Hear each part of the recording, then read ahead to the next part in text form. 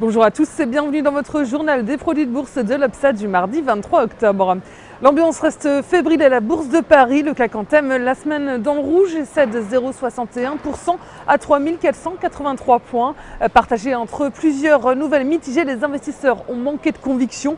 Parmi les bonnes nouvelles, on note l'espoir d'un déblocage de la situation en Espagne, avec la probabilité d'une demande d'aide officielle de Madrid à ses partenaires européens après la victoire de la majorité gouvernementale lors des élections régionales en Galice.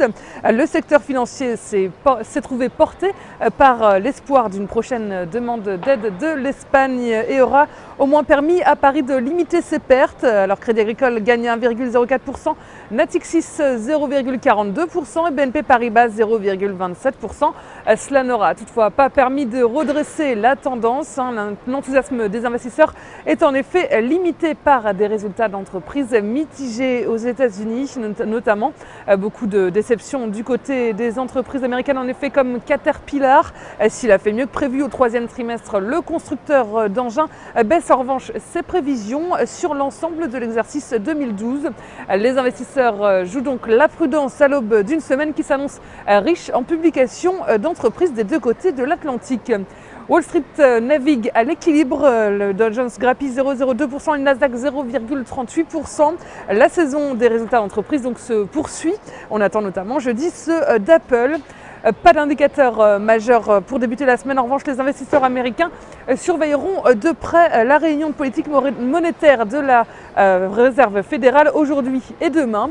Autre indicateur attendu ces prochains jours, les ventes de logements neufs et les commandes de biens durables pour le mois de septembre qui seront donc dévoilées demain. Et puis la croissance de l'économie américaine pour le troisième trimestre est attendue vendredi. Côté change, l'euro regagne un peu de terrain face au billet vert à 1,3072 $. Les volumes sont en baisse sur le marché des produits de bourse avec 19 millions d'euros échangés dans une séance de repli. Si on regarde d'abord du côté de la répartition par type de produit, on voit que les certificats sont en baisse à 77% des échanges, les warrants sont en hausse à 23%. Et concernant les transactions, les certificats représentent 69% des échanges et les warrants 31%. Du côté de la répartition par sous-jacent, les indices sont en hausse avec 67% du marché. Les actions par contre sont en baisse à 32%. La répartition des transactions sur les warrants nous indique que les indices représentent 47% des échanges. Les actions sont à 49%, le taux de change est à 0% et les matières premières sont à 4%. La valeur du jour, c'est aujourd'hui le groupe pharmaceutique Sanofi-Aventis.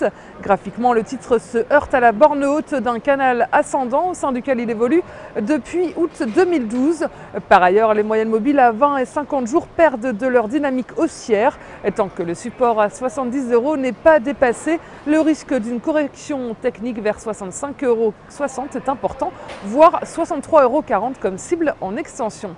La stratégie qui vous est proposée pour jouer cette valeur, c'est l'achat du warrant put Sanofi-Aventis à 2717 T d'Unicredit au prix d'exercice de 65 € et d'échéance au 1er mars 2013. Voilà, c'est tout pour aujourd'hui. Très bonne journée et à demain.